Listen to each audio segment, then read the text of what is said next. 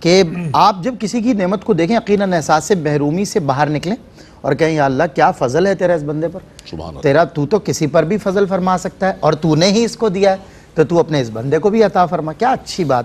یہ آن the other hand بہترین alternate ہے حسد سے بچنے کا، بہترین سولوشن ہے. بہرحال اب میں سیرت طیبہ کے لیے ڈاکٹر صاحب سے گزارش کرتا ہوں کہ بغض و حسد جو ہے اس سے بچنے کے لیے سیرت طیبہ کی روشنی میں ہمیں کیا سمجھ آتا ہے. نبی اکرم صلی اللہ علیہ وسلم ساری زندگی الحمدللہ ایک مشعل راہ، مطلب یہاں تک یہ تو بات حسد کی ہو رہی ہے، یہاں تو حضرت انس فرماتے ہیں میں تو ساری زندگی اس خواہش میں رہا کہ رسول اللہ سے کبھی ڈانٹ ہی پڑ جائے، مگر آج تک رسول اللہ نے مجھے نہیں ڈانٹا. ایک دن کوشش بھی کی تو رسول اللہ تب بھی مسکرا کے دیکھا اور کہا تو کافی دیر سے انس تم آئے نہیں، سوچا احوال لے لوں.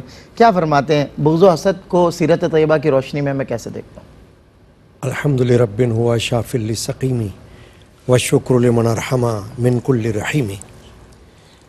حضرت علامہ صاحب نے قرآنی آیات کے حوالے سے بہت خوبصورت کلمات ارشاد فرمائے، اور جہاں آپ نے اب نبی کریم رؤوف رحیم علیہ تحیۃ التسلیم کے حوالے سے سوال کیا ہے، تو دیکھیے ہر مسلمان کے لیے ایک طرف قرآن ایک طرف حدیث، دونوں ایک ایسا روحانی سرمایہ ہے کہ جن کے بغیر ہماری گاڑی چل نہیں سکتی. بالکل صحیح فرمایا. ایک طرف ہم کو قرآنی آیات کو بھی دیکھنا ہے، ایک طرف ہم کو احادیث کو بھی دیکھنا ہے. بالکل ایسا. اور یہ جو موضوع ہے یہ دونوں طرف ہمیں ملتا ہے. ہاں بالکل ایسا. یعنی قرآن میں بھی اس کی مذمت ملتی ہے، احادیث شریفہ میں بھی اس کی مذمت ملتی ہے. بالکل صحیح. اور حسد جو ہے جیسا کہ اللہ نے فرمایا باطینی امراض میں سے ایک مہلک مرض ہے.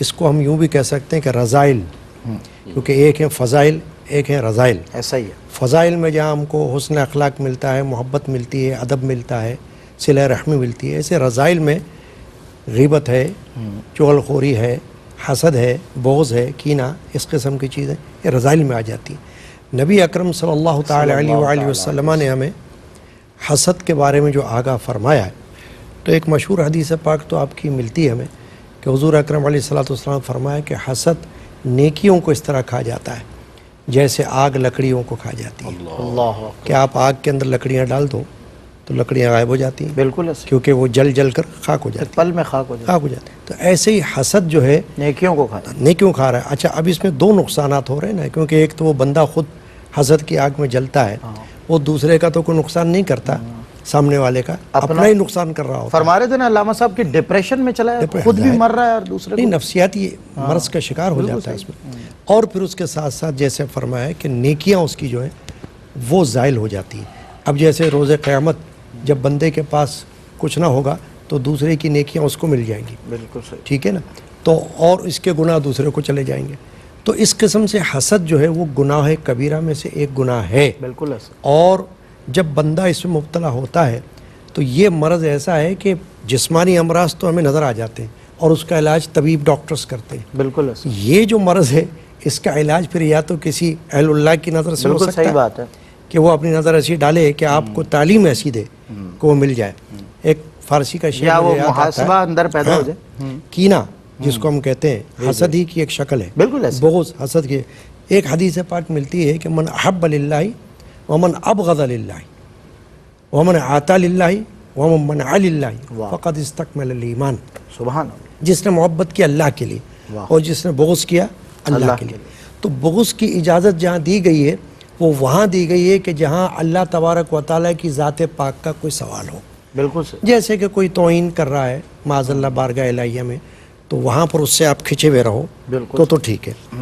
لیکن جہاں ایسا نہیں ہے تو وہاں آپ کسی سے بغض بھی نہیں رکھ سکتے، دل کے اندر کینہ بھی نہیں رکھ سکتے. فارسی زبان کا ایک شعر ہے جو اکثر صوفیہ کے ہاں میں نے سنا ہے کہ کفرست در طریقت ماں کینہ داشتن. اللہ اکبر. آئین ماں سینہ چو آئین داشتن. کہ وہ کہتے ہیں کہ ہماری طریقت میں کینہ رکھنا کفر ہے. اللہ اکبر.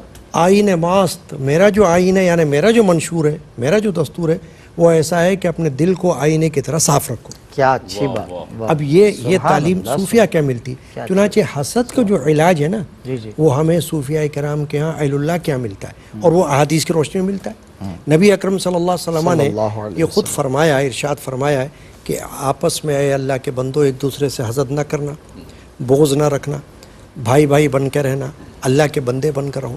تو یہ حدیث پاک کی تو تعلیم ہے. آپ نے کہا اسوہ حسنہ، لقد کان لکم فی رسول اللہ اسوۃ حسنہ. سبحان اللہ. تو ہمارے لیے نبی پاک صلی اللہ علیہ وسلم کی سیرت طیبہ پوری کے پوری مشعل راہ ہے بے شک کہ ہم کو اس سے جو ہے وہ زندگی ملتی ہے، حیات ملتی ہے۔